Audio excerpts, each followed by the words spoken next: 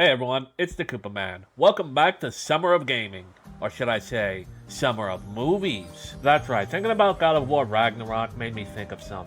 A lot of games these days are trying to be, or going out of their way to be, cinematic experiences rather than interactive video games. You see this all over the place now. They even have a name, walking simulators. Games that focus more on telling a, quote, gripping and diverse narrative over being, well, fun. Examples of this kind of game include the aforementioned God of War Ragnarok, which removed the last remaining gameplay elements to appeal to game journalists, The Last of Us Part 2 and Uncharted 4, games that Neil Druckmann, the male feminist, had a woman veteran, Amy Hennig, fired so he can push his progressive politics into those games. Life is Strange, a series written by people who think basic human empathy is a superpower, and Gone Home, a game that got accolades despite only being 5 minutes long because I'm a lesbian. Of course, if it was made today, it would get ignored at best and attacked at worst because lesbians are now transphobic. So how did the Western gaming industry devolve into this? Well, like any ogre, it's like an onion and has many layers. The first layer is the Are Games art debate. Yes, for a while, at least since the 90s, there has been a debate, like with any new medium, on whether games should or should not be considered art. Even popular critics like Roger Ebert weighed in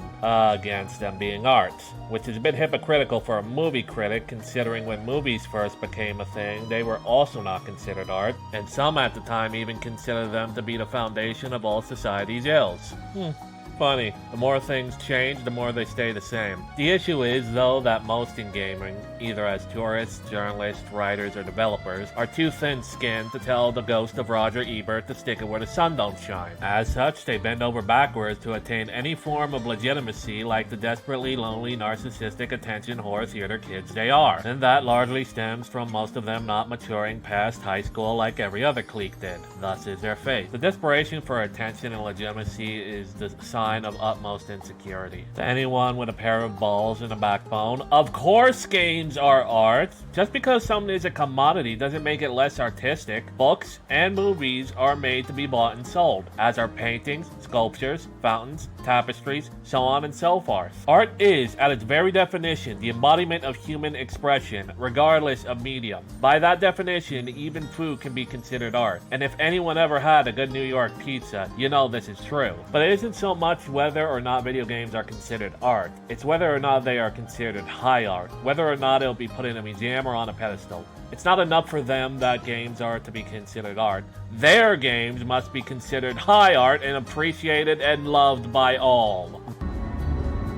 In place of a dark lord, you would have a queen! Not dark, but beautiful and terrible as the dawn! Treacherous as the sea! Stronger than the foundations of the earth! All shall love me understand! Thus is the issue with theater kids that make up the game industry and games journalism. Unless everyone is paying attention to them, they will never be happy. And when they aren't happy, everyone around them must suffer. But there's more to it than that. The art debate is just one layer of the onion, after all. There's also the aspect that the market is reacting to what they believe their audience wants, and the audience is represented by a vocal minority of theater kids and social media addicts, and of course, games journalists. Now, the social media addicts are just the drones of the hive. But the game journalists are also a problem, in that many of them are not gamers. Need proof?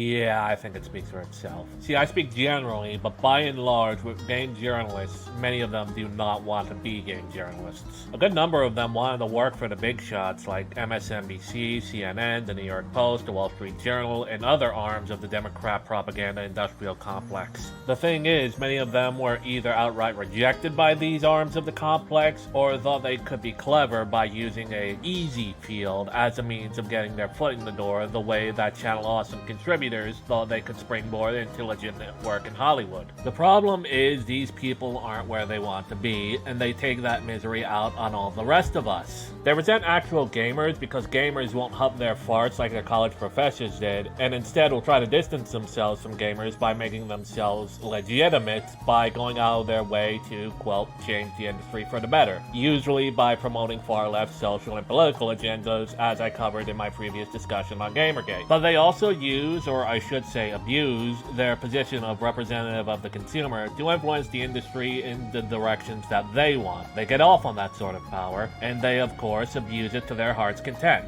I would say with them it's at least one half they legitimately want the industry they're stuck in to be considered high art and legitimate, so the successful journalists they are trying to gain the attention of will take them seriously instead of the sad jokes they actually are, and the other half just plain convenience. Game journalists suck at video games, and in order to be a proper reviewer, you need to play the games all the way through. Or you can ignore playing them entirely and just make shit up like Razorfist and Jim Sterling, both of whom don't actually play the games they review. Thus, with cinematic games, it makes their jobs easier because it makes the games easier. Hence, we got the cinematic experiences and game journalist difficulties. But in all of this, is the industry completely blameless? Well, no. In the West at least, many of these theater kids also made their way into the industry looking for that same springboard into Hollywood, specifically in the writing department. As such, they do what they can to gain credibility, damn whatever or whoever they step on to get it. Looking at you, Druckmann. Any chance they're given to force feed us their ego and their farts in the form of cinematic experience games will be taken. And it doesn't matter if it comes out to be contradictory to all the series story and lore before it. It doesn't matter what the gamers want, because gamers are racist, sexist, bigot Nazis. This sort of ego is allowed because at the end of the day, it's easier for the industry to make these kinds of games. The men in the suits don't care if the game sucks, only about the reviews and the sales. They believe that if the reviews are good, the sales will also be good because the consumers are just sheep to them. So they allow the theater kids to do whatever the hell they want because their friends are the ones writing the reviews. It really is a toxic cycle. This is the same thing that influenced the modern art scene and the avant-garde, where art and movie critics were desperately trying to convince us a bunch of random splatters of paints or a long shot of the Empire State Building focused on for over 12 hours was deep and profound expressions of the human soul, the evils of capitalism, and whatever the hell else the artist wanted to shove down our throat, when in truth it held less objective merit than a child's macaroni picture. And where's Barney? Oh, he's with his new girlfriend, the Japanese conceptual artist. Barbershop is in danger of growing stale. I'm taking it to strange new places. Number 8. Number 8. Number 8. Number 8. Number 8. You see this sort of thing today with art house games, which make up a sizable chunk of the indie scene, usually sporting a Tumblr art style. These games do well because the creators have the right opinions, and as such, the games say the right things, so that the journalists give them a free pass. This is how these kinds of talentless hacks end up infiltrating the industry to begin with. Honestly, the trend of cinematic gaming is best to be described as the perfect marriage of the 7 deadly sins. The pride and narcissism of privileged elites who want to be the most important people in the room. The envious covetousness they have of those who are taken seriously in the fields they want to be in instead. The greed and sloth of the corporations looking to make an easy payday. The gluttony of those who purchase these games not knowing any better because they just see the name and they see the reviews. Lust being a given because most of the industry resides in the Bay Area or SoCal. And of course, wrath upon those who do not wish to partake in any of this, especially actual gamers. However, like with most things, video games need to produce profit in order to survive. Once the suits realize that these cinematic experiences aren't making them as much money as fun games like Cuphead or Shovel Knight, they'll reverse course. Only a matter of time. Anyway, this has been the Koopa Man. Game on.